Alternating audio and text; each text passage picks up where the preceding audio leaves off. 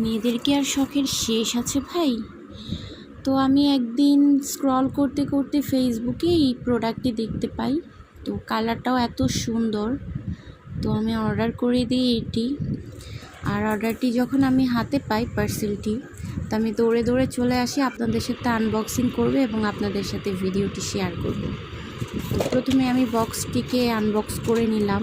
এর মধ্যে 4 পিসের একটা সেট আছে, তো আমি সবগুলোই খুলে খুলে আপনাদেরকে দেখাবো।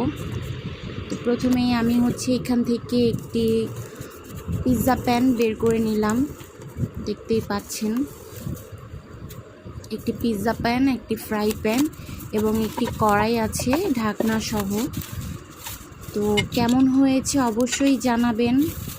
আমার তো খুবই ভালো লেগেছে, আর আপনারাও জানিয়ে যাবেন কমেন্ট বক্সে যে আমার এই সেটটি দেখতে কেমন হয়েছে। ধন্যবাদ এতক্ষণ সাথে থাকার জন্য।